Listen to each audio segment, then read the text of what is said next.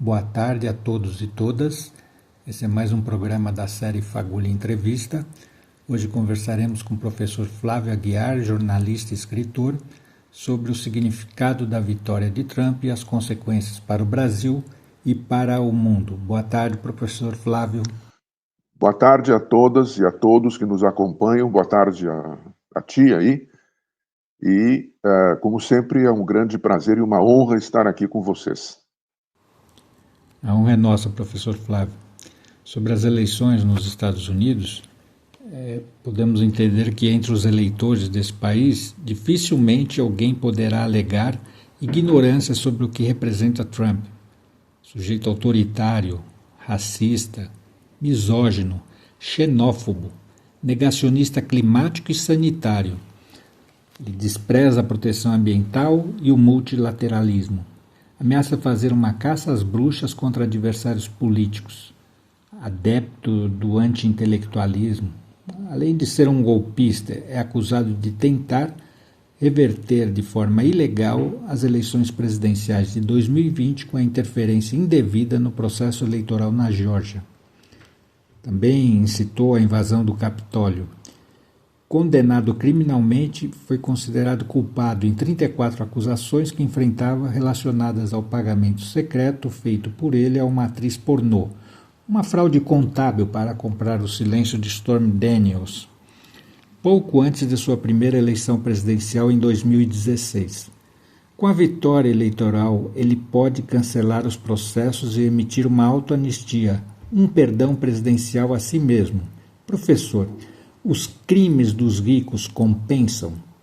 Os braços das leis são muito curtos para alcançá-los? Olha, acho que tu descreveste a situação de uma maneira bastante impactante, mas muito realista, porque exatamente é isso que aconteceu. Uma pessoa com todas essas características que desenhaste foi eleita, teve mais de 70 milhões de votos, né? E realmente não dá para dizer nem que o eleitorado foi enganado, pelo menos na grande maioria, e também não dá para dizer que Trump seja um acidente de percurso.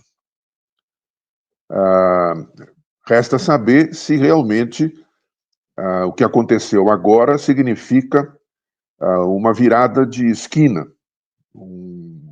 a criação ou a chegada a um novo patamar político nos Estados Unidos, que daqui para frente será a norma, com a eleição de alguém, como foi descrito, arrivista, fanfarrão, individualista ao extremo, autoritário, né?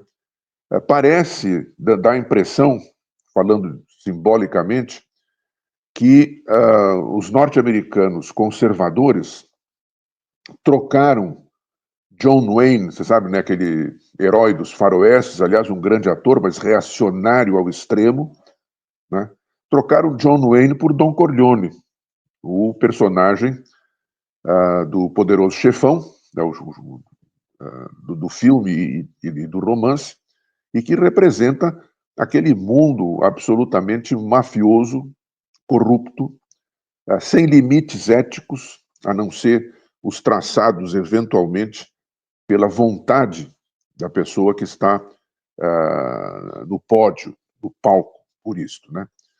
Agora, o que nós precisamos, em primeiro lugar, discutir e tentar aprofundar, e eu confesso que nessa altura eu tenho mais perguntas e dúvidas do que respostas, é o que isso significa, né, para, em primeiro lugar, para os Estados Unidos, o próprio país, né? O que isso significa lá dentro, porque Trump agora ele vai governar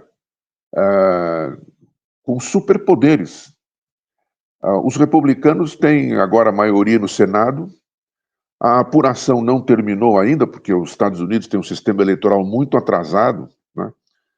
Mas provavelmente eles terão maioria na Câmara de Deputados e tem também os conservadores a Suprema Corte nas mãos. Quer dizer, nenhum presidente na história dos Estados Unidos teve tanto poder acumulado, né, pela frente. Né? De modo que o que se pode esperar desse ponto de vista, em tudo que tu mencionaste aí, é o pior. Quer dizer, o que vai acontecer provavelmente? Haverá pressão sobre a imigração, é possível que haja tentativas de deportações massivas, vai haver cortes nos impostos e vai haver regressão em todos os campos de direitos sociais. Isso também é necessário ter em mente que vai haver reação. Quer dizer, é claro que a eleição concluiu, mas o jogo político não. Também vai haver reação, né, de diferentes setores a esse poder todo. O problema está qual é o alcance que esta reação vai ter. Porque, veja bem, o que aconteceu, na verdade, ou na verdade, não quero também ser o dono da verdade, mas eu tenho uma interpretação muito particular do que aconteceu nesta eleição. Não foi o Trump que ganhou, foram os democratas que perderam. Por que eu digo isto? Basta a gente checar alguns números, né? Veja bem, o Trump, na última contagem, porque também a contagem toda não foi concluída ainda, mas está bastante próxima do final, o Trump, no voto popular, teve um pouco mais de 73 milhões de votos. Agora, veja bem, na eleição de 2020, quando ele perdeu para o Biden, o Trump teve um pouco mais do que 74 milhões de votos. Ou seja, a votação, pelo menos o número, houve algumas novidades, eu vou qualificar isso depois. O número na votação do Trump não mudou significativamente. Agora, veja bem, em 2020, o Biden teve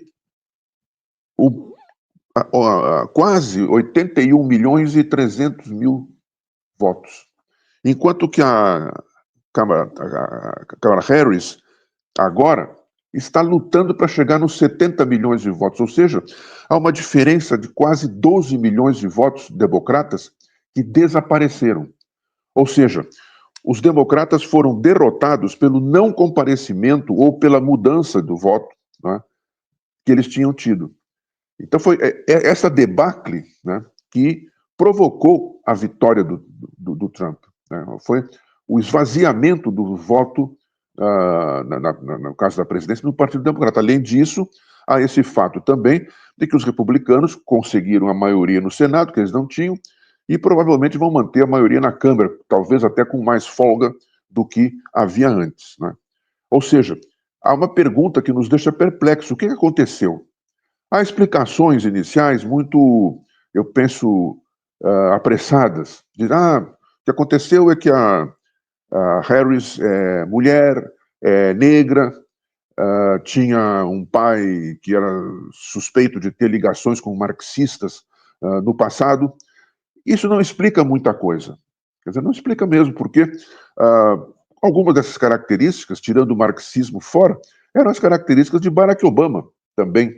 Sendo que, no caso de Obama, ainda foi aventada a hipótese absurda que ele seria um agente muçulmano disfarçado. Quer dizer, é a coisa mais absurda que houve. Então, eu penso que a explicação tem que ser buscada de maneira mais profunda. Uma das explicações possíveis, uma das hipóteses, penso que são várias razões para que isso tenha acontecido, uma das hipóteses é que na campanha de Kamala Harris, ela cometeu alguns erros fundamentais. Por exemplo, um que eu já li em alguns analistas dizendo, ela tentou se aproximar do lado conservador republicano que não apoia propriamente o Trump. Então ela se aproximou, por exemplo, de Dick Cheney, político republicano do passado, extremamente conservador, mas que não é propriamente partidário do Trump.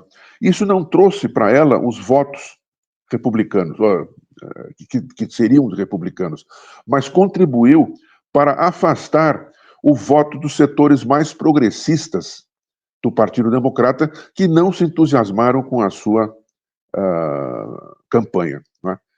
Também ela manteve a proximidade com Benjamin Netanyahu, né? hoje o líder da extrema-direita em Israel, com todos os problemas que está provocando, assim, com o genocídio na faixa de Gaza, com a ampliação da guerra no Oriente Médio, com todo esse clima de vingança, de prolongamento da guerra que ele, Netanyahu, precisa para não deixar o poder e aí enfrentar os tribunais israelenses, como seria o caso, né? Então, isso também contribuiu para afastar os setores mais progressistas do Partido Democrata, né? Ou seja, houve uma espécie assim de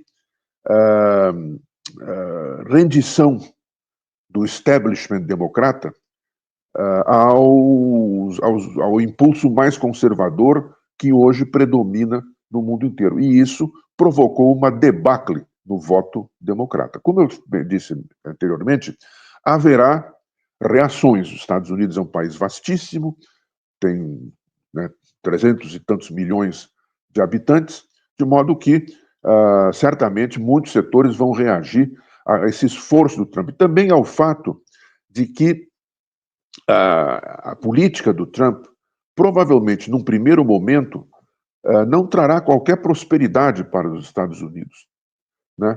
Ele propõe soluções simples para problemas extremamente complexos. Existe um fantasma inflacionário, existe um ressentimento de muita gente que se acha prejudicada pelas campanhas dos direitos humanos, dos direitos sociais, né? Se acha excluída ou teme vir a ser excluída do establishment norte-americano, né? Mas a política que Trump pretende implantar, mesmo com o lema de America First, América em primeiro lugar, né? É uma política que pode conduzir ou pode aprofundar um clima recessivo também nos Estados Unidos, pelos laços que ele pretende cortar, inclusive no primeiro momento, com o mercado internacional, né? Aí nós temos que examinar também, né, qual será o impacto da eleição do Trump no mundo inteiro. Tá certo? Então, pelo menos para a sua primeira pergunta, é o que eu tenho a declarar. Vamos adiante. O senador independente Bernie Sanders, reeleito em Vermont, que perdeu as primárias presidenciais democratas de 2016 para Hillary Clinton e as primárias de 2020 para Biden, afirmou em comunicado que não foi uma grande surpresa que os eleitores da classe trabalhadora tenham abandonado o partido. Primeiro foi a classe trabalhadora branca, e agora são os trabalhadores latinos e negros também. Embora a liderança democrata defenda o status quo, o povo americano está irritado e quer mudanças, ele disse. E eles estão certos. Ou seja, os democratas abandonaram a classe trabalhadora. O escritor Gore Vidal dizia que nos Estados Unidos há apenas um partido, o Partido da Propriedade, com duas alas à direita, a republicana e a democrata. Se atualizarmos o pensamento do referido escritor, poderíamos dizer que continuamos com apenas um partido, o Partido da Propriedade, com duas alas, a democrata de direita e a republicana de extrema direita? Bom, o que tu estás dizendo aponta, em primeiro lugar, para o fato de que houve uma falência política, uma primeira falência política, que, aliás, se observou em outros lugares, até no próprio Brasil. A direita, dita tradicional, faliu.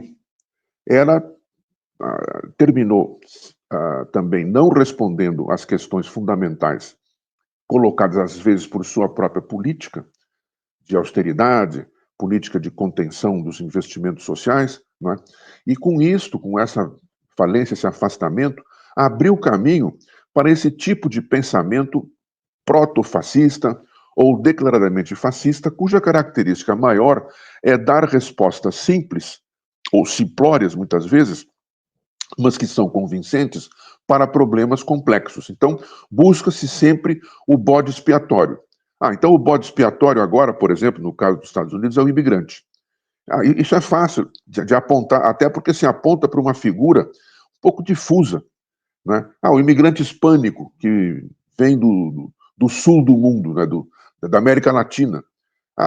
Outro tipo de imigrante qualquer, o muçulmano, que é perigoso. Criam-se essas fantasmagorias, né, que são difíceis de identificar na vida real, mas são fáceis de apontar no mundo imaginário. E isso é um movimento extremamente convincente, né? E que traz, de certo modo, um sentimento imediato de segurança para quem esposa esse tipo de ideia. Isso pode ajudar a entender, por exemplo, esse tipo de mudança que foi caracterizada agora nessa eleição, com negros votando num candidato racista, latinos votando num candidato xenófobo, que aponta como culpado de tudo, ou de quase tudo, a presença desses estrangeiros indesejáveis que devem ser deportados, né? De modo que há aí uma espécie de torcicolo, vamos chamar assim, coletivo, né? Que leva a esse tipo de comportamento que realmente, num primeiro momento, nos parece espantoso. Parece que tudo virou de cabeça para baixo e perdeu-se o contato com qualquer lógica que possa explicar racionalmente o comportamento desses indivíduos e desses grupos sociais, né? Eu penso que deve-se contar com esse tipo de que já funcionou no passado. Lembremos do tempo aqui mesmo na Alemanha, onde eu estou morando, em que o culpado de tudo era o judeu, né? Era o estranho, o comunista, o social-democrata, depois o liberal e assim por diante, né? E no que deu, levou às atrocidades que todos nós conhecemos, né? Mas agora, os culpados são outros. É o imigrante, é o muçulmano, que virtualmente é visto como um terrorista potencial, e assim por diante. Mas é sempre essa coisa de apontar assim: o problema está além, o problema está fora do meu círculo de pertencimento. E o que eu preciso é proteger, fazer tudo para proteger esse círculo, mesmo que seja assumir um comportamento aparentemente irracional. Como eu disse isso, eu apontei, né? De repente, não só a negros ou hispanos ou outros que não foram votar nos democratas, mas estatisticamente já se comprovou que há muitos que foram votar no candidato que prega algo que os atinge fundamentalmente, né? Assim como também há mulheres, né, que votam num candidato que é declaradamente antifeminista, anti-direitos quase de igualdade para mulheres, embora ele possa dizer o contrário, mas isso a gente sabe é um tipo de falácia, né, que ele prega, né? De modo que há essa espécie assim de, como eu chamei, de torcicolo, buscando a construção de uma segurança imaginária que proteja as pessoas dos próprios fantasmas que elas mesmas criam ou que compram, não é, através da mídia também, que espalha esses estereótipos a respeito do que nós chamamos, assim, uma palavra mais complicada, de alteridade, isto é, dos outros. A culpa está sempre nos outros, e o outro é sempre aquele que eu vejo que está ameaçando, como eu disse, o meu círculo de pertencimento, a minha segurança, a minha ameaça não apenas de eu não conquistar o que eu quero, mas a ameaça, supostamente, de fazer com que eu perca o que eu já tenho. É um sentimento realmente terrível, ele é industriado por uma mídia sensacionalista e conservadora no fundo, né, e que busca também se afirmar perante o seu público potencial através da construção desses estereótipos. A questão que se coloca aí é, em primeiro lugar, agora, até que ponto Trump pensa que poderá ir? Como ele tem, eu disse, a faca, o queijo e o tabuleiro na mão, né? A tábua de corte. E segundo, até que ponto ele poderá ir? Porque, apesar de tudo, ainda existem certamente forças de resistência enfraquecidas, né? Mas que, a partir de agora, poderão eventualmente se reorganizar. A questão toda também, como tu apontaste, é que o sistema americano, né, já de longa data, ele, no fundo, não é democrático, né? Ele realmente é um sistema que fica confinado, né, num esforço de manter o poder nas mãos de oligarquias que têm, sim, tem faces diferentes, mas tem interfaces também, uma com a outra. Não é? Não vou dizer que nada mais igual ao republicano que um democrata, ou que o democrata igual ao republicano, porque primeiro, o Partido Republicano foi tomado realmente pela extrema-direita. Agora, o sistema norte-americano ele foi construído desde o começo, desde o século XVIII, para impedir que haja realmente qualquer sombra de uma democracia direta nos Estados Unidos. Né? O sistema eleitoral deles é claro a esse respeito, né? Porque, na verdade, quem elege o presidente é um colégio eleitoral, a eleição é indireta. Houve até o caso, já anteriormente, no caso da eleição lá de 2016, quando o Trump ganhou da Hillary Clinton, houve umas defecções, alguns pouquíssimos, é verdade, eleitores que foram eleitos por estados em que a Hillary ganhou, votaram no Trump. E também houve pouquíssimos eleitores que foram eleitos em estados onde o Trump ganhou, que votaram na Hillary Clinton. Né? De modo que o próprio sistema norte-americano, que no século XVIII podia ser o que havia de mais adiantado em relação a um ideal democrático, né, mas que hoje é completamente obsoleto, provoca esse tipo de situação. Né? De modo que o establishment político norte-americano é realmente extremamente fechado, né, e facilita a criação essas bolhas, né, dentro dos partidos políticos norte-americanos que se isolam e determinam, inclusive, né, quem eles vão lançar, como vão lançar, quem vão colher como fontes financiadoras e também, na verdade, o que vão fazer. Assim mesmo, não se pode negar que, do ponto de vista dos direitos humanos, aquilo que nesta campanha a candidata democrata vinha defendendo era mais avançado em muitos aspectos do que todo o reacionarismo que o candidato Trump põe para fora sem nenhum pejo, sem nenhuma vergonha, sem disfarçar de maneira nenhuma. Né? E, apesar disso, conseguiu o voto, inclusive, daqueles que, aparentemente, ou na realidade, não só nas aparências, são as verdades, são também vítimas desse preconceito que ele divulga e defende a todo momento. Professor Flávio, agora vamos falar sobre os movimentos supremacistas brancos contra minorias. Existe uma série de teorias conspiratórias. Por exemplo, Mike Feola, pesquisador de política racial da direita nos Estados Unidos, e seus aliados, afirmam que as mudanças de padrão da população são produzidas com imigrantes trazidos ao país e cuja vinda serviria para ser explorados com baixos salários e também como massa de manobra para a esquerda, prejudicando os estadunidenses brancos. Segundo Cas Moody, cientista político da Universidade da Geórgia, Feola atribui à elite, que ele entende como esquerda, judeus, corporações, social-democratas, a responsabilidade sobre o declínio dos padrões de vida dos brancos.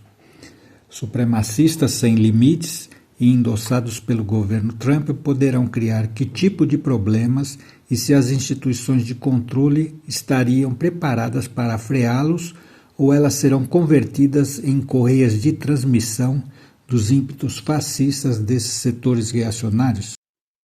Olha, primeiro eu vou comentar essas observações através de um exemplo aqui da própria Alemanha. Né?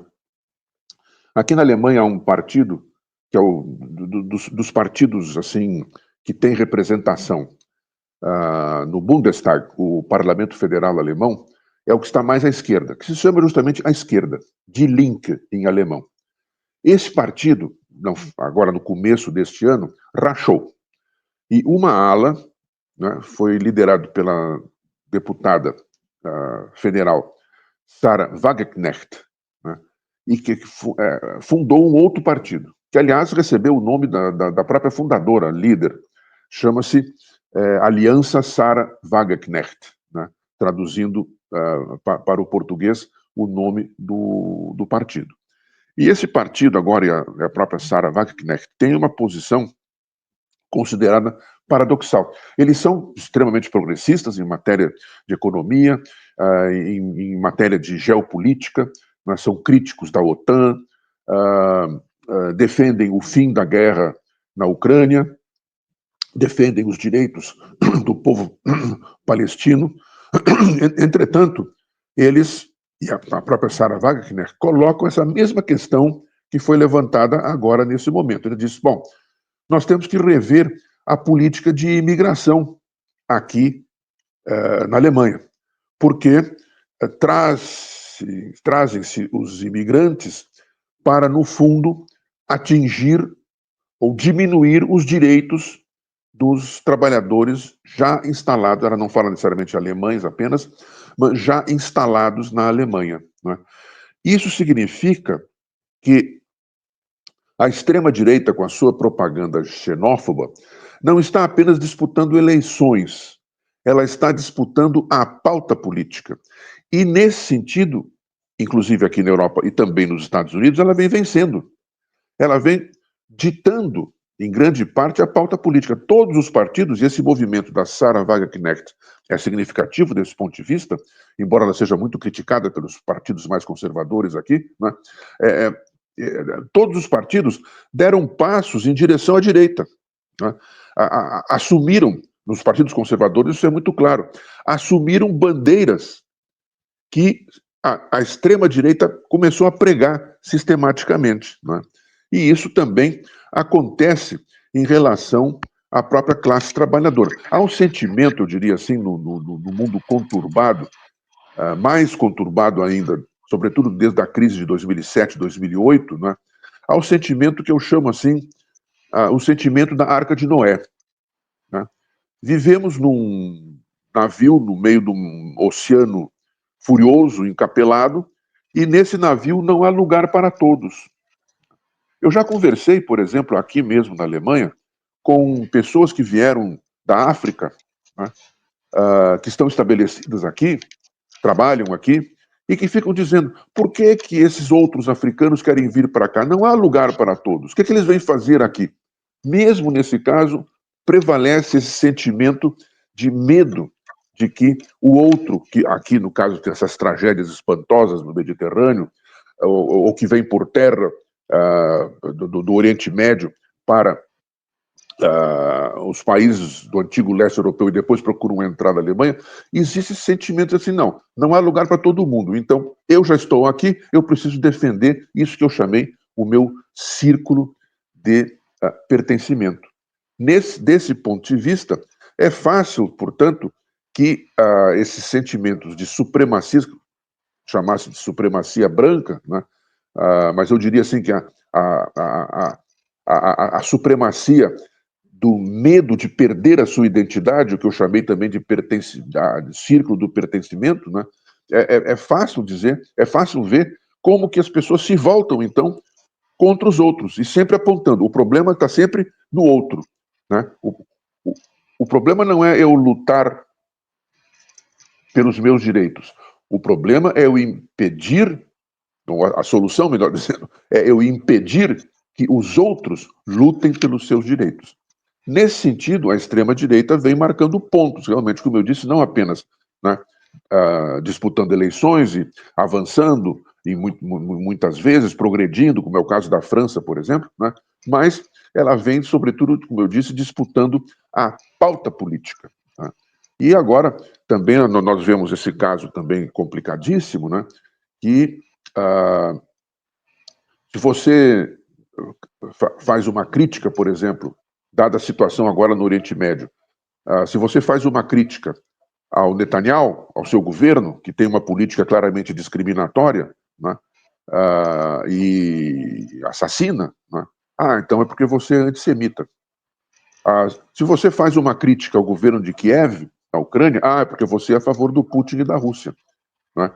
Então, assim, existe também, faz parte disso que eu chamei o torcicolo, faz parte essas conclusões que eu chamaria assim de precipitadas. Né? Se você não apita com A, significa que você é Z, não tem nenhum alfabeto no meio, é um extremo, ou você está aqui ou você está ali, né?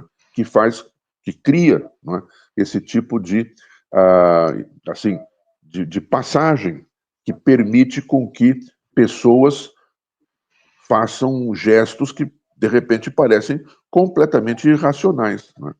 E isso agora também, né, claro que a eleição de Trump vai reforçar esse tipo de comportamento em escala mundial, em escala geopolítica. Vamos ver também até onde isto vai, né?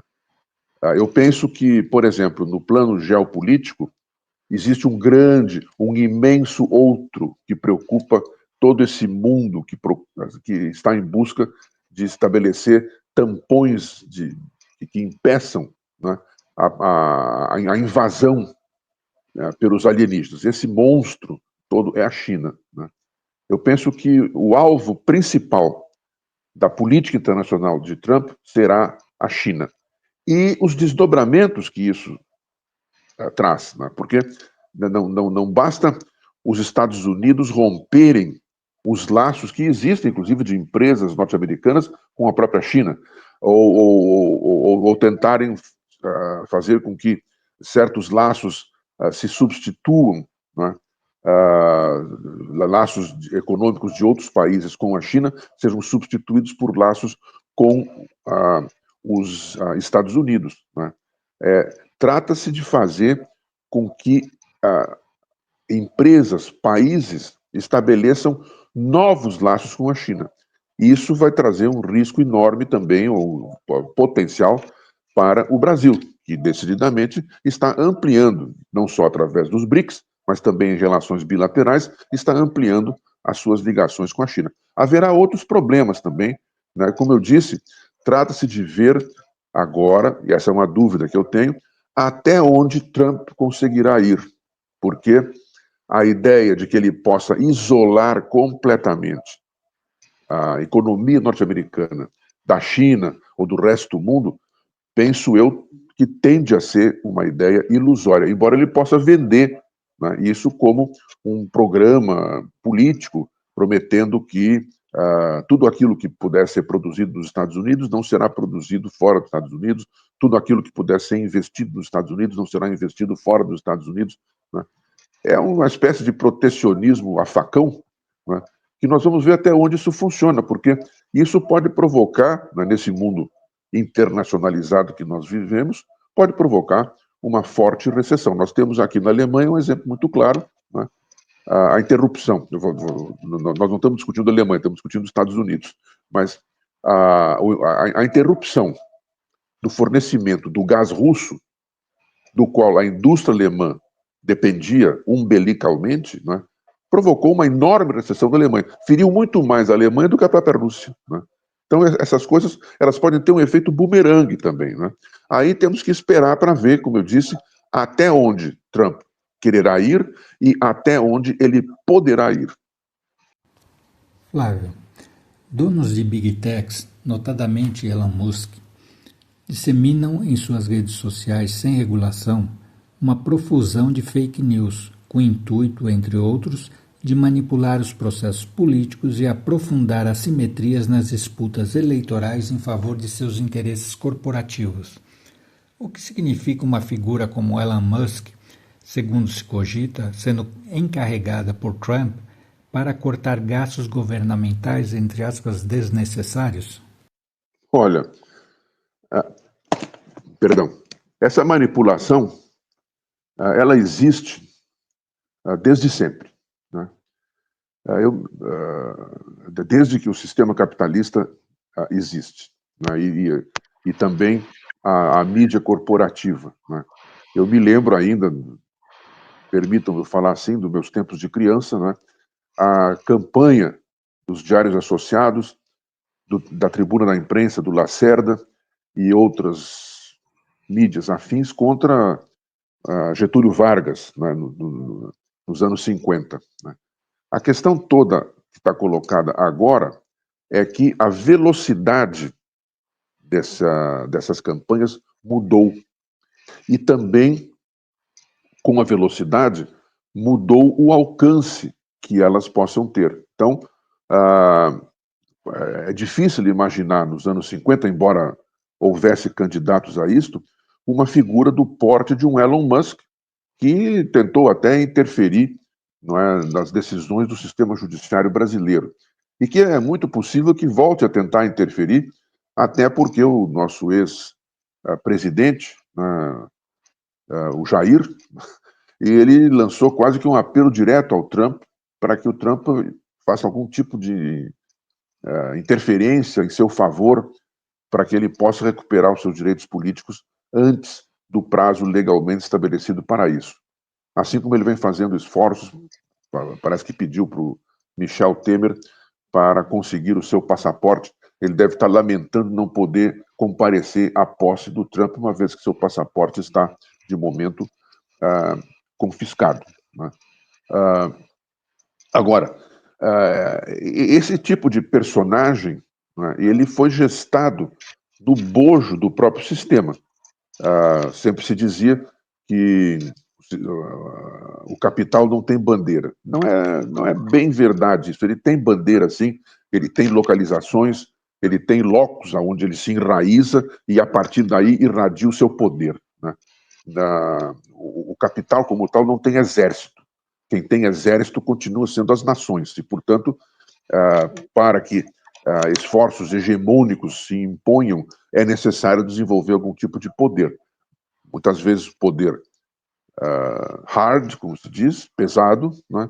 Ou soft, também, através do convencimento, né? De modo que o capital, como tal, continua dependendo de estabelecer esses laços que passam, né, por quem concede passaporte, por quem concede direito de trabalho, por quem reconhece cidadania, que são os Estados nacionais. Porém, né, há, de fato, esses personagens, esses macro-personagens agora, que se colocam na posição de serem supranacionais, como é o caso do senhor Elon Musk, como é o caso de outros também, né, com menor projeção do que a dele.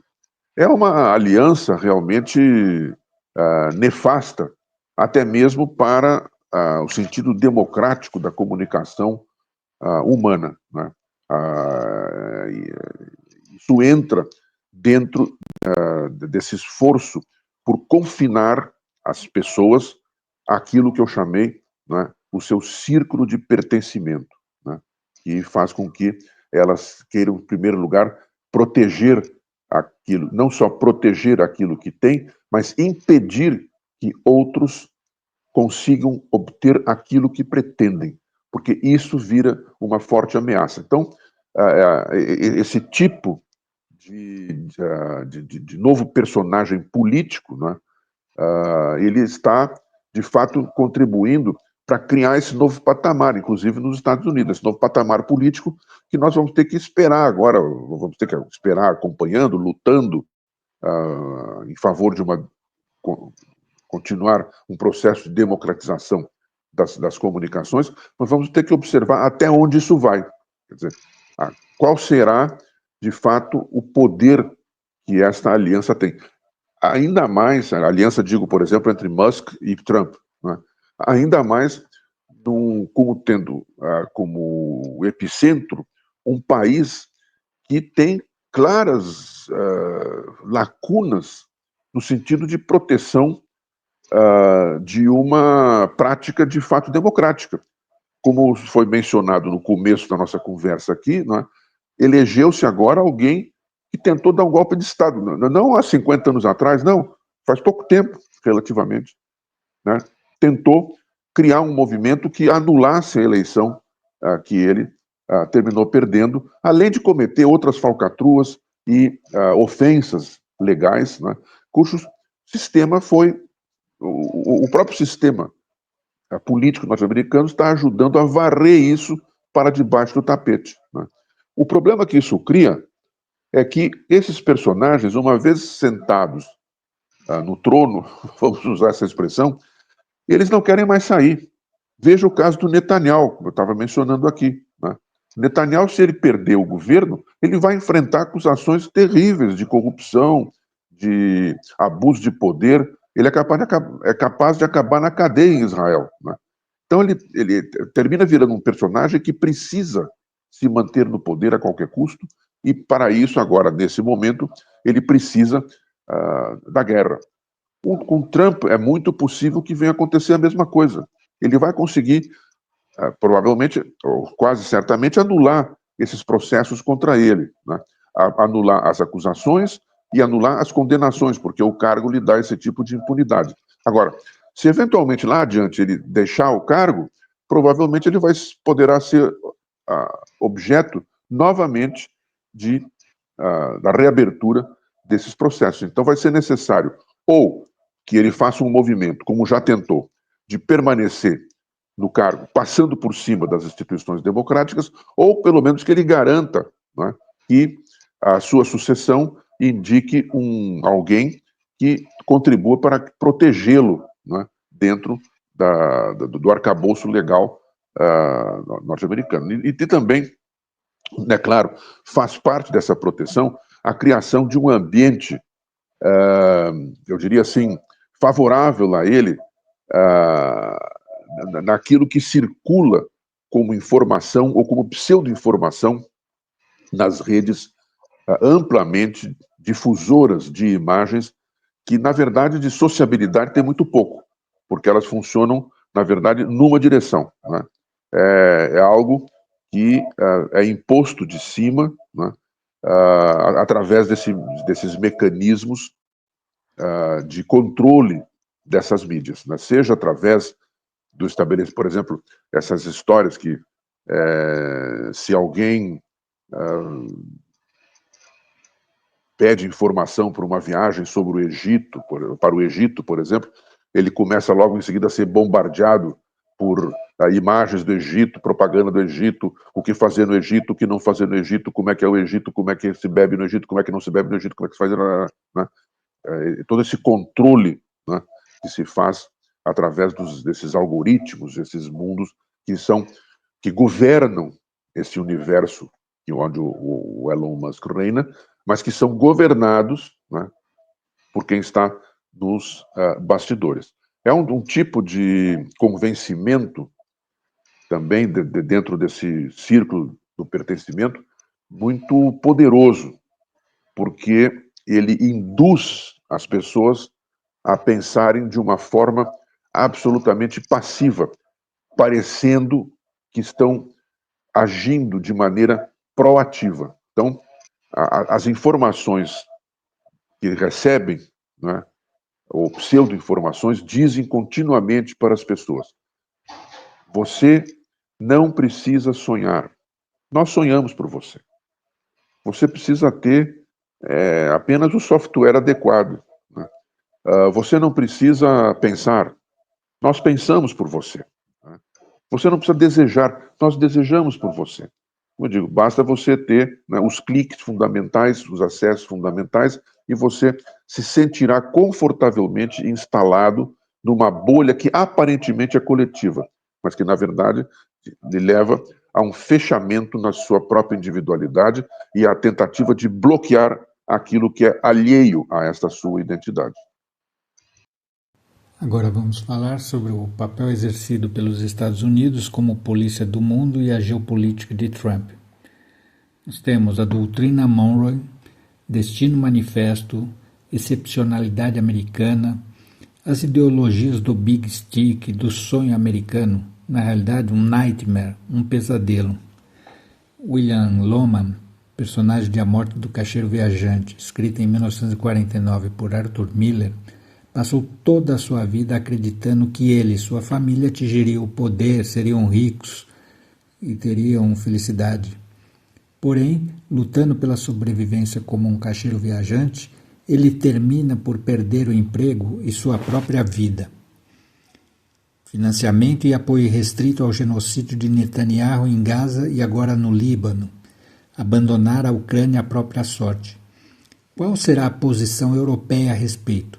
Continuará assistindo as economias de seus países sucumbirem devido à submissão aos ditames de Washington? Bom, primeiro, a gente sempre teve uma leitura da doutrina Monroe, para começar, né, o comentário, como sendo, sim, a América para os americanos. do norte. Então, vamos deixar claro, essa era a doutrina Monroe. E isso se espelha até nas práticas mais cotidianas, né, nos Estados Unidos, em algumas dessas práticas. Embora não vamos reduzir os Estados Unidos apenas a isto, não vamos esquecer, por exemplo, que o 1º de maio teve origem nos Estados Unidos, no movimento dos trabalhadores dos Estados Unidos, por exemplo, né? Mas os norte-americanos, eles mesmos se intitulam America. Quando eles falam dos Estados Unidos, muitas vezes eles não dizem we the United States, we America, we Americans, né? Até através do cinema, isso se popularizou no mundo inteiro, porque eu, quando era criança, eu chamava os norte-americanos de americanos. Aliás, muita gente continua chamando, né? Então, eles são os americanos, nós somos outra coisa. Muitas vezes não sabemos muito bem o que somos, né? Mas existe essa apropriação semântica do mundo.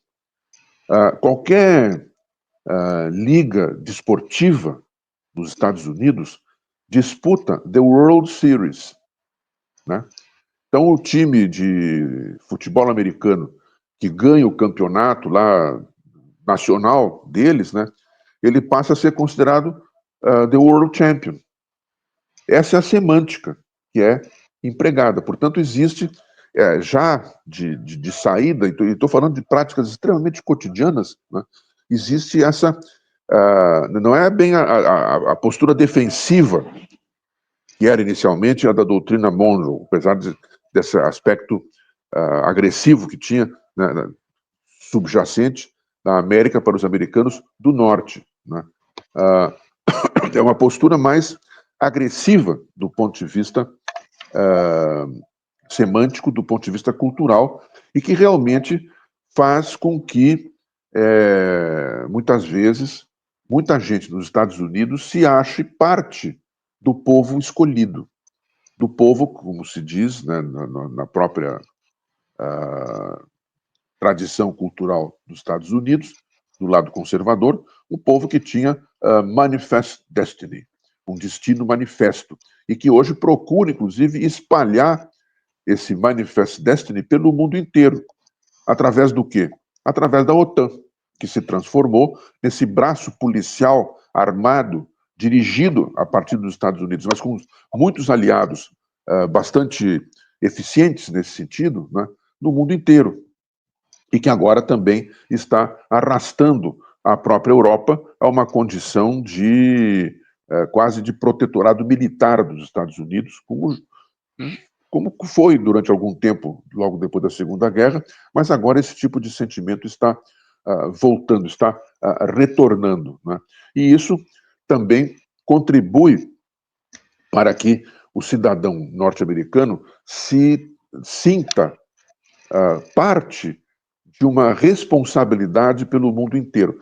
Só que agora, isso é isso que eu venho chamar, eu venho assim, denominando de talvez o estabelecimento de um novo patamar político, isso vai mudar, isso está mudando para alguma coisa mais crua, mais brutal, que é esse ideal que Trump prega do America First. Não se trata mais, como vínhamos lá, os democratas republicanos dos velhos tempos, de defender a democracia pelo mundo, embora essa retórica ainda subsista. Não, agora é o seguinte, é nós em primeiro lugar e ponto, acabou. Não há mais tititi, não há mais retórica de acobertamento. É o seguinte, nós temos o poder, nós mandamos e nós vamos mandar. Agora, vamos ver até onde isso vai, porque nós estamos vivendo claramente também um mundo onde uma grande parte dele está navegando ou começando a navegar no sentido oposto, né? Como eu disse, aí estão os BRICS, aí está o fato, por exemplo, que no caso da guerra da Ucrânia, e eu não sei o que vai acontecer na Ucrânia, vou ver o que o Trump vai poder ou conseguir fazer em relação a esse problema mundial hoje, né? Mas com relação à guerra da Ucrânia, né, os Estados Unidos pregam o isolamento da Rússia, Mas o próprio encontro que os BRICS realizaram agora em Kazan, na Rússia, recentemente, mostra que a Rússia não está tão isolada assim quanto os Estados Unidos e os seus aliados próximos do círculo do Ocidente, né, gostariam que tivesse. Né? Então, as sanções contra a Rússia, elas têm apoio nesse círculo ocidental próximo dos Estados Unidos, que inclui uma boa parte da União Europeia, não toda, mas uma boa parte, né? A maioria, a grande maioria, pelo menos dos países que pertencem à União Europeia, com variações dessa adesão, né? Mas que no resto do mundo, esse tipo de comportamento em relação à Rússia, sanções contra a Rússia, não tem muito apoio, não. Quer dizer, a Índia continua fazendo negócios com a Rússia, a Rússia agora se colocou debaixo da asa protetora da China. Veja só o paradoxo, né? A prevalência do capitalismo como ordem mundial, ou desordem mundial, conseguiu fazer aquilo que décadas de comunismo aparentemente solidário, etc., não conseguiu, que foi unir China e Rússia, o que resta da antiga União Soviética. Né? Então, de modo que essa tendência, digamos assim, né, faz com que esse movimento dos Estados Unidos encontre resistências muito fortes fora do círculo próximo que eles lideram e que estão, inclusive, agora vamos ver o que vai acontecer com o Trump, estavam até pouco tempo liderando na direção do desastre. Porque, por exemplo, as sanções empregadas contra a Rússia estavam prejudicando, como é o caso aqui da Alemanha, como é o caso de boa parte dos países da Europa aqui, estavam prejudicando mais quem aplicava as sanções do que a própria Rússia, que não está isolada, como eu disse, não está sofrendo tanto quanto gostaria que estivesse sofrendo, não é, com este isolamento. E agora nós vamos ver também a reação que Trump vai trazer para isso. Nós temos essa tentativa de construção que é uma construção que certamente será de longo prazo, não é uma coisa que vai acontecer amanhã, depois, nem no ano que vem, não é? Do estabelecimento de um novo meio de pagamento nas negociações internacionais, que é a proposta que subjaz, ou que está no limite, digamos assim, utópico da construção e ampliação do sistema BRICS. Vamos ver o que Trump vai fazer a esse respeito, que medidas de retaliação ele poderá eventualmente vir a assumir. Né? Também não está claro, pelo menos para mim, qual será de fato o comportamento de Trump em relação à Rússia. Existe uma conversa muito difundida da proximidade entre Trump e Putin, através de Viktor Orbán, aqui o primeiro-ministro da Hungria, né? Mas vamos ver até que ponto isso será efetivo, porque, apesar de Trump poder, como presidente, e com a sua impulsividade toda, determinar certas inflexões na política externa norte-americana, faz tempo já, né, algumas décadas, que a política externa norte-americana não é definida pela Casa Branca. Podem, assim, haver inflexões, né? Mas a política externa norte-americana é definida por um conglomerado que se chama, vulgarmente, o Deep State dos Estados Unidos, o Estado Profundo, né? Que reúne think tanks privados, reúne empresas privadas, como as denúncias de Edward Snowden demonstraram, né? E que dita, por assim dizer, as balizas gerais da política externa seguida por republicanos e por democratas. Nesse sentido, mais do que nunca, realmente existe apenas um partido com dupla face dentro dos Estados Unidos. Né? Vamos ver também, vamos aguardar, ver que inflexões Trump poderá trazer dentro deste universo. Como eu já venho dizendo aqui, reitero mais uma vez, a situação ainda é de muita espera, a situação ainda é mais de dúvidas do que de respostas concretas. Uma coisa é certa, não é? Estamos entrando no nosso voo aqui, na nossa navegação, estamos entrando num mar muito turbulento, não é? E que as nuvens estão escurecendo o nosso horizonte e vamos ter que ter muita fibra para atravessá-lo. Inclusive, e para prosseguir no nosso cruzeiro. Inclusive, do lado do Brasil também, que certamente irá enfrentar não só a pressão interna da nossa extrema-direita, mas poderá enfrentar também percalços no caminho, né, devido à proximidade que o Brasil está buscando com a China, com a própria Rússia, vamos ver o que vai acontecer, né, e também vamos ver que tipo de política Trump poderá tentar impor para a América Latina. Que não me parece. Eu li muitas considerações dos vitoriosos, dos perdedores e tal. A América Latina nem aparece nessas considerações, né? Então, não sei. Como eu disse, vamos aguardar e certamente pagar para ver. Acho que era o que eu tinha a dizer. Se as promessas elas vão se configurar concretamente ou vai ficar apenas no campo da retórica eleitoral? O Trump, no seu discurso xenofóbico, ele atribui aos imigrantes o fato inventado por ele de que esses imigrantes envenenariam o sangue do país, eles comem animais domésticos e denomina os porto-riquenhos como sendo lixo. Ao intensificar essas medidas contra imigrantes ilegais, tidos como bodes expiatórios, e atribuir a eles o aumento da criminalidade e o roubo de empregos de estadunidenses, né? Aí vem a história da promessa dele de deportações em massas. Há uma estimativa de que exista cerca de 11 milhões de imigrantes ilegais nos Estados Unidos, né? E aí se faz um cálculo que 1 milhão de imigrantes teria um custo de 88 bilhões de dólares por ano. E ao longo de 10 anos, 968 bilhões de dólares. Esses imigrantes ilegais geralmente têm salários mais baixos, a contratação de estadunidenses não iria inflacionar o custo da força de trabalho.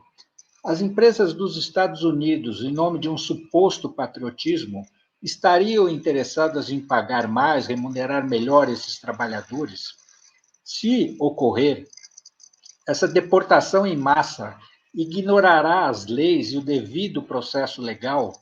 Não se configuraria um crime internacional contra os direitos humanos? Bom, eu penso que sim, porém, não acredito que seja esse tipo de argumento que possa vir a deter qualquer ação que Trump e seu governo queiram tomar nessa direção. O que pode eventualmente impedir, ou pelo menos atrapalhar, né, será o dano que isso causará à própria economia norte-americana.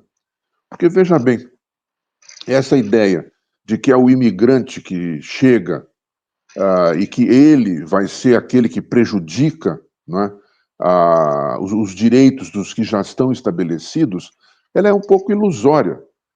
Um pouco não, ela é completamente ilusória, porque o que acontece, no fundo, é que existem transferências de empresas, existem crises.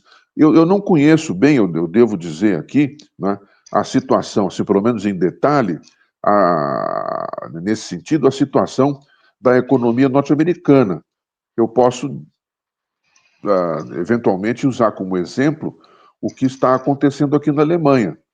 Quer dizer, a adesão da Alemanha às sanções contra a Rússia e a campanha da OTAN contra a Rússia através da Ucrânia, prestando apoio militar e financeiro, né, a esta campanha, trouxe um prejuízo enorme para a Alemanha. Trouxe inflação, aumento assim descabido do preço da energia, porque o gás russo cessou de vir e teve que ser substituído por outras fontes muito mais caras, né?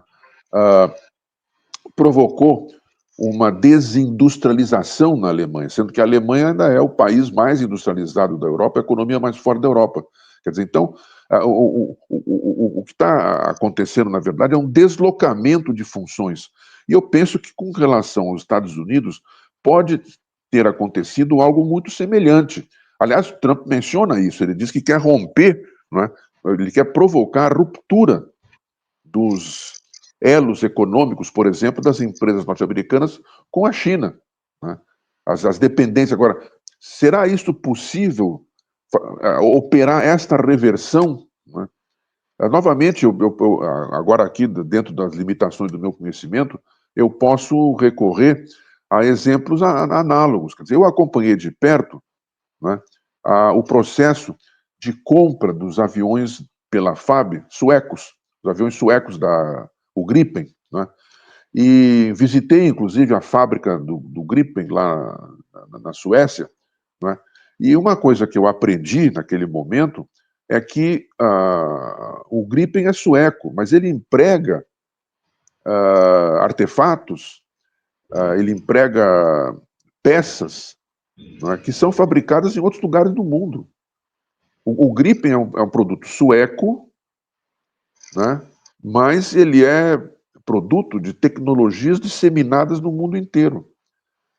Conseguirá Trump substituir isso num passe de mágica? Não sei.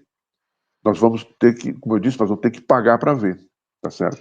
Então, eu penso que a questão toda, né, eu concordo com a observação de que isso isso que Trump está ameaçando fazer é um atentado a direitos humanos, é uma coisa arbitrária, é algo que contraria a Carta das Nações Unidas e assim por diante, mas eu penso que esse tipo de argumento não vai deter Trump. Agora, o dano econômico que isso pode provocar dentro dos Estados Unidos, isso provavelmente será uma barreira para ele.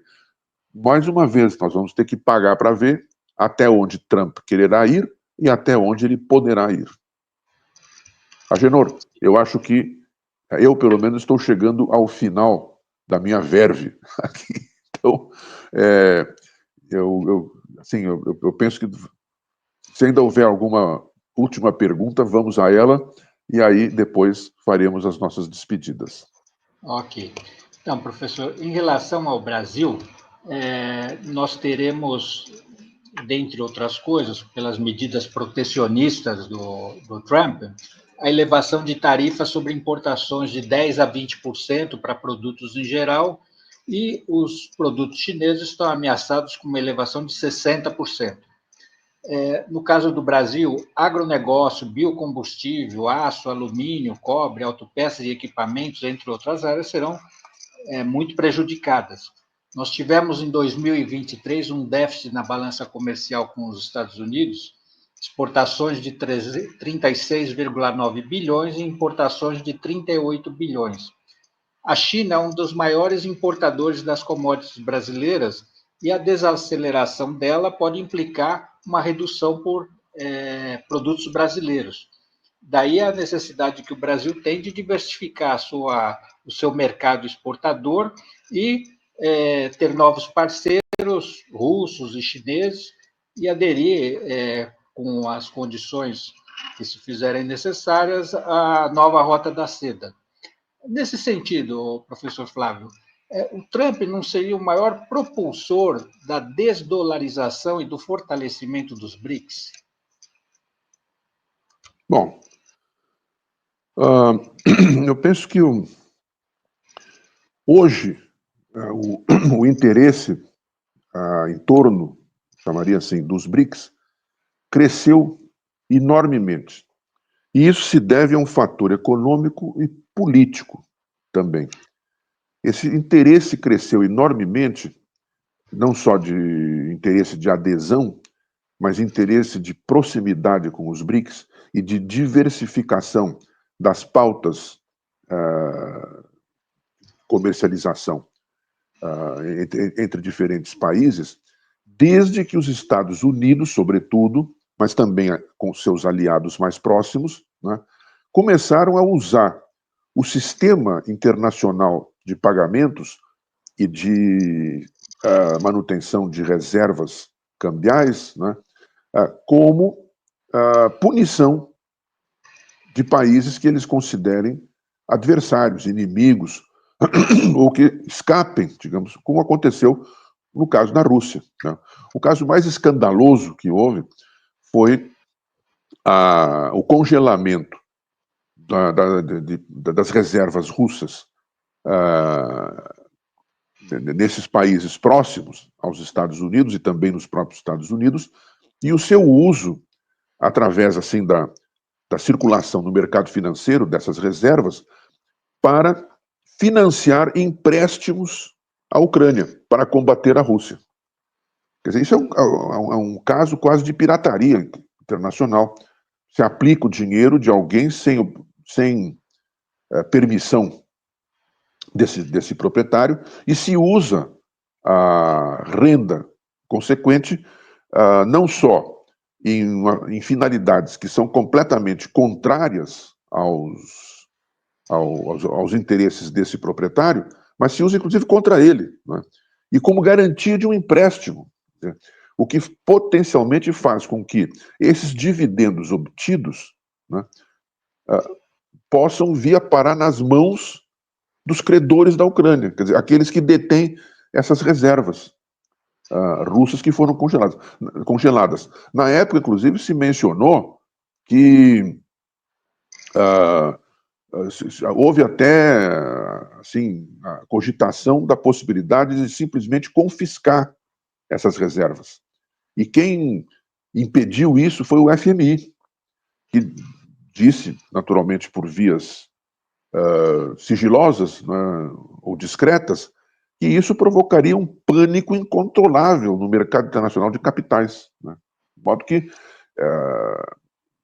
não se chegou ao confisco, mas se chegou a essa solução intermediária de utilizar as reservas congeladas, fazer circular no mercado financeiro e utilizar, sim, os dividendos que essas reservas provocariam. E isto, naturalmente, fez com que o interesse em torno dos BRICS crescesse enormemente, envolvendo, inclusive, Rússia, China, Índia, né, os fundadores do Brasil e mais a África do Sul, que hoje já é considerado um membro quase fundador, embora no começo fosse o BRIC, né? A África do Sul tenha entrado depois, né?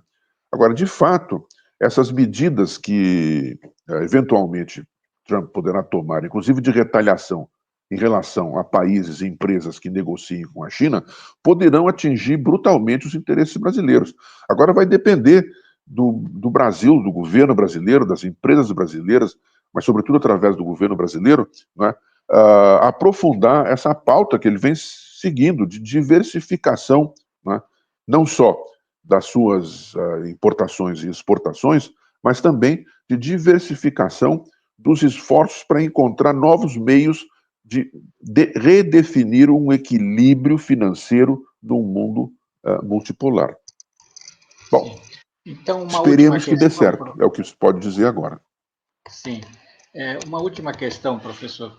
Na sua opinião, qual seria o papel da esquerda na educação política da sociedade num momento tão conturbado aí que a gente está se avizinhando?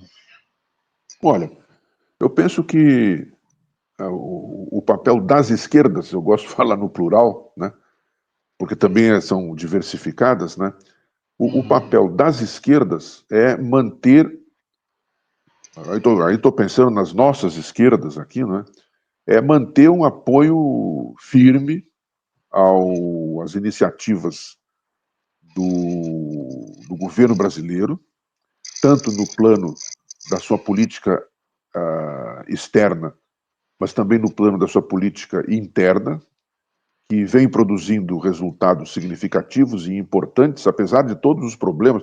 O governo brasileiro está, muitas vezes, encostado na parede, nas cordas, devido a um clima, a uma atmosfera extremamente adversa, inclusive, muitas vezes, no próprio Congresso Nacional, né? Eu penso que as esquerdas têm esse dever e esse poder de manter uma mobilização em torno da defesa das causas democráticas que o governo vem defendendo, inclusive, até no sentido também de reforçar e de ampliar isto que de ampliar o espectro disso que o governo vem fazendo, né? Eu penso que certos comportamentos completamente assim, agressivos contra o governo, como eu vejo, né, como se tudo fosse culpa do Haddad, como se derrotas nas eleições municipais, isso é culpa do governo Lula, né? Eu penso que esse tipo de comportamento não ajuda muito.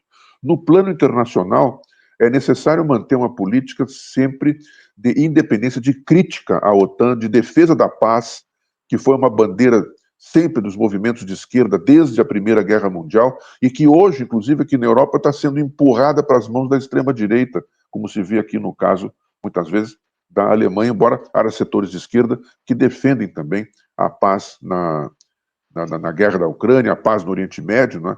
É necessário manter essa visão geopolítica, né, da tentativa de estabelecimento de um mundo multipolar que respeite os direitos humanos e o direito à autodeterminação dos povos. É necessário manter um apoio firme à causa palestina, né, o que não significa apoiar a Hamas ou outras iniciativas que eu considero extremamente problemáticas e que foram até muitas vezes apoiadas por políticos, como foi o caso do Netanyahu, para neutralizar os poderes da autoridade palestina, né? Mas significa um apoio decisivo à luta, né, pela autodeterminação dos povos, que inclui a luta pela causa palestina, a crítica à OTAN, né, ao papel policialesco que se pretende que ela venha a exercer no mundo inteiro, como está exercendo agora no caso da Ucrânia. Também é necessário defender a pacificação na Ucrânia. Aí eu estou me referindo mais a pautas internacionais, porque são aquelas que eu tenho lidado mais de perto no momento, né? Então, mas no plano interno é necessário ter a visão, o alcance de visão, de ver que o governo Lula ele está governando para o povo brasileiro. Ele não está governando para as esquerdas brasileiras, ou pelo menos para aquilo que todos os setores, ou alguns setores das esquerdas gostariam que ele fizesse, que fosse um confronto direto, né, com o mundo capitalista. Eu penso que isso, no momento, é impossível de se exigir de um governo que está lutando, inclusive, para conseguir espaço político numa atmosfera extremamente adversa. Então, eu penso que é necessário apoiar essa posição e, no plano externo, a posição de uma política externa altiva, independente, soberana, né? O que também exige um certo cuidado ao se tratar da questão venezuelana, né? Que realmente tem uma postura, tanto o governo venezuelano tem tido uma postura um tanto quanto agressiva, demasiadamente agressiva em relação ao governo brasileiro. Então é preciso tomar cuidado com todas essas coisas, né? E continuar mantendo o vínculo com essas bandeiras históricas, né, das esquerdas no mundo inteiro. Sim. Então, professor, como o senhor mencionou há pouco, a Rússia teve seus ativos congelados e os dividendos apropriados pela OTAN e os governos ocidentais. Isso a Rússia tendo armas nucleares. Imagino que nós, seres humanos comuns e mortais, estamos sujeitos frente a esses poderes, não?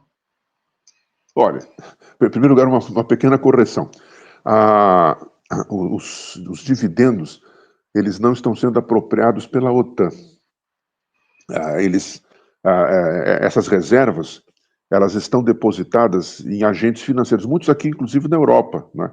Agentes do sistema financeiro internacional, mas que tem sede, na maior parte, em países europeus. Como eu disse, tem uma parte também nos Estados Unidos. E esses agentes é que fazem esses recursos circularem e cedem esses recursos como garantia para os empréstimos que os governos do círculo próximo dos Estados Unidos, do Ocidente e os próprios Estados Unidos estão fazendo à Ucrânia para financiar a guerra, né? Então, esse é um mecanismo que foi criado, né?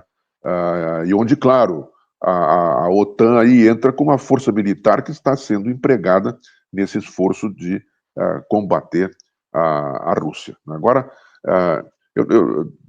para te falar a verdade, eu não sei exatamente como isso afeta diretamente o Brasil, porque o Brasil não faz parte desse círculo. O Brasil não tem reservas da Rússia depositadas, né, no seu sistema financeiro. Aliás, nessa altura, felizmente, né, porque isso certamente iria gerar mais um problema para o governo Lula ter que administrar. Mas era isso que eu tinha a dizer, Agenor. Agradeço o convite, fico muito honrado, muito feliz de estar aqui contigo, com vocês, né? E esperemos que consigamos atravessar esse mar turbulento que venha pela frente. É isso aí, vamos lá com coragem, porque a luta vai ser dura. Muito obrigado, Dura professor Flávio, e até uma próxima oportunidade. Um abraço, tudo de bom. Um forte abraço para todas e todos que estiveram conosco, que estarão vendo posteriormente esse vídeo. Um forte abraço para você, para ti. Muito obrigado. Obrigado, tudo de bom. Felicidades. Igual.